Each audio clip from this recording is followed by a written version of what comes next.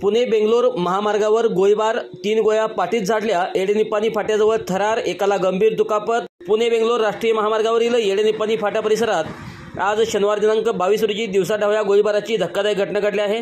दुपारी 1 ते 1:30 वाजण्याच्या सुमारास झालेल्या या घटनेत अर्जुन शंकर थोरात, वय वर्ष 53, राहणार येडेनिप्पाणी, तालुका वाळवा, जिल्हा सांगली, हे गंभीर जखमी झाले असून त्यांच्यावर ईश्वरपूर येथील एका खासगी रुग्णालयात उपचार सुरू आहेत.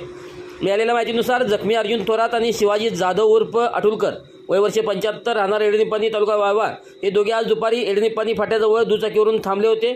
शिवाजी जाधव हे दुचाकीवरून मागे बसले होते. अचानक काहीतरी अज्ञात कारणामुळे शिवाजी जाधव यांनी आपल्या खिशातून बंदूक काढली आणि त्यांनी अर्जुन थोरात यांच्या पाठीत 3 गोळ्या झाडल्या.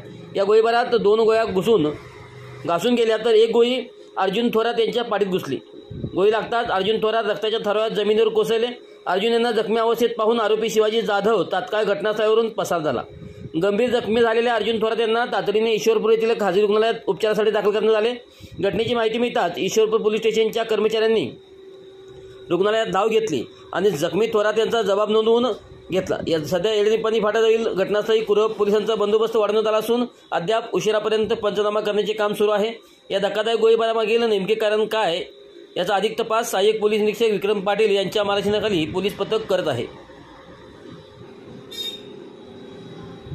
कुरप पोलीस स्टेशन अंतर्गत दाखल गुन्हा रजिस्टर नंबर 220/2025 BNS कलम 109(1) व आर्म्स ॲक्टचे कलम 327 याप्रमाणे गुन्हा दाखल झाला आहे.